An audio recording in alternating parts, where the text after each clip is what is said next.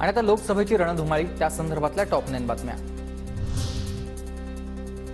भविष्यात भाजपचं सरकार डोक्यावर बसलं तर मराठी माणसाला महाराष्ट्रात चांगली वागणूक मिळणार नाही, आदित्य ठाकरेंचा हल्लाबोल। गुजराती एचआरच्या जाहिरातीवरून आदित्य ठाकरेंची प्रतिक्रिया। तर हे मराठी माणसाचे ठेकेदार नाही आणि मराठी देखील नाही, भाजप कायम मराठी माणसाच्या पाठीशी। फडणवीसांचं आदित्य ठाकरेंना उत्तर। उद्धव ठाकरेंच्या नेतृत्वात मुंबईतील मराठी माणसं निर्वासित, असाही लगावलाय टोला।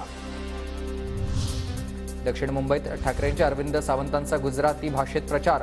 गुजराती मतदारांना आकर्षित करण्यासाठी गुजराती भाषेचं पत्रक। मुख्यमंत्री एकनाथ शिंदे यांच्या ताफ्याचा एका तरुणाकडून पाठलाग। वांद्रे वरळी सीलिंगवर पाठलाग केल्याची माहिती। शुभम कुमार जगदीश कुमार नावाचा हा तरुण पोलिसांच्या ताब्यात, चौकशी सुरू आहे। मनसेला 17 मे रोजी शिवाजी पार्कच्या मैदानावर सभा घेण्यास परवानगी। सभेच्या परवानगीसाठी ठाकरे गटानं देखील केला होता अर्ज। राज ठाकरे आणि मोदींची एकत्र सभा होणार। कमळ चिन्हावर लढण्याचा सल्ला मला अनेकांनी दिला, मी मरेन पण कमळ हात किंवा धनुष्यबाणावर लढणार नाही, महादेव जानकरांचं हे वक्तव्य आहे। मुंडे साहेब आणि गडकरी साहेब इथे बसले होते। मुंडे साहेब ते दोघांनी 2 चापटी मारले होते मला, की तू काय कर, कमळ घेऊन निवड। बिलकुल नाही म्हणलं, पडलो तरी चाल, मला नाही पाहिजे।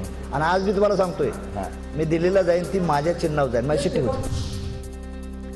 निवडणुकीमध्ये राहुल गांधींनी अंबानी अदानींबद्दल बोलणं अचानक बंद का केलं? पंतप्रधान नरेंद्र मोदींचा राहुल गांधींना सवाल।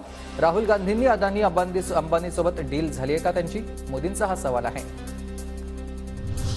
लोकसभा निवडणुकीच्या पार्श्वभूमीवर उद्धव ठाकरेंची सामना वृत्तपत्राला मुलाखत। रविवार आणि सोमवारी 2 भागात मुलाखत प्रकाशित होणार।